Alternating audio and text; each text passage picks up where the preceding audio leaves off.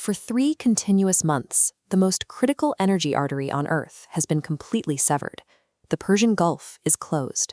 That closure means somewhere between 12 and 13 million barrels of daily oil production and exports are currently stranded offline, every single day. This chart tracks the compounding damage to global supply, rapidly approaching a 1.25 billion barrel shortfall. Commercial surpluses have bled out into severe deficits, and government reserves are half gone. By June, global inventories will hit lows not seen since the 1973 oil crisis. With demand today over twice what it was in 1973, the market is on course for a massive correction this June. If you listen to the current administration in Washington, however, the crisis is already over. For over 60 straight days, the White House has publicly insisted that a finalized deal to end the war and reopen the Gulf is in its final stages. So how can there be such a massive gap between the reality of a collapsing global energy market and the relentless optimism of the executive branch? The disconnect is a byproduct of the absolute vacuum of American negotiators at the table. Under normal circumstances, untangling a complex geopolitical conflict falls to technical experts at the State Department, but that machinery no longer exists. Over the administration's first year, thousands of career diplomats and regional specialists were urged to leave, fired, or pushed out entirely. This purge was driven by a distrust of subject matter experts who knew more than the executive branch about Middle Eastern energy and foreign diplomacy. These specialists were removed and almost none were replaced. The administration voluntarily unplugged its own diplomatic engine, leaving federal institutions listless and leaderless. With the traditional diplomatic apparatus totally offline, the White House handed global negotiations to a very small, inexperienced inner circle. The effort began with the president's son-in-law, Jared Kushner. The Iranians immediately stated they had no interest in negotiating with a real estate developer. Kushner vanished from the picture almost a month ago. Next was the vice president, who traveled to Pakistan for his first foray into regional diplomacy.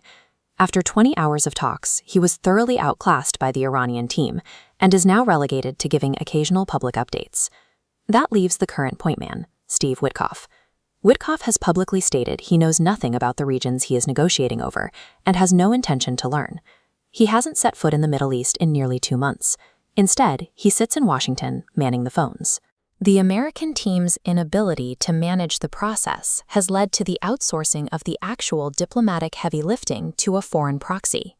The person sitting directly across from the Iranians, ostensibly representing the interests of the United States, isn't actually an American.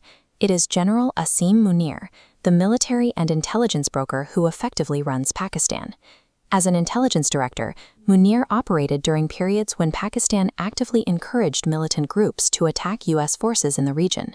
Furthermore, his primary financial backers are the Arab states of the Persian Gulf, most notably Qatar, which have their own history of supporting factions that work against U.S. interests. The single individual entrusted to prevent a global energy crash has a mixed relationship with Iran and zero incentive to prioritize American interests.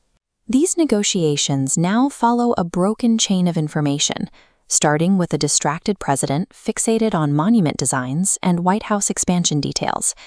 He passes demands to Witkoff, who calls the general in Pakistan. Munir drafts a counterproposal with the Iranians, calls Witkoff, who relays it back to the White House. That loop generates the public progress reports. This back-channel game of telephone is incapable of generating actual geopolitical results. Not a single American citizen is actively participating in the room to save the energy market. For 40 years, global energy stability relied on active, competent American diplomatic leadership. Without that leadership, this critical maritime choke point remains shut, and the oil deficit compounds daily. The voluntary destruction of American diplomatic infrastructure is the direct trigger for the shock now hitting the global economy.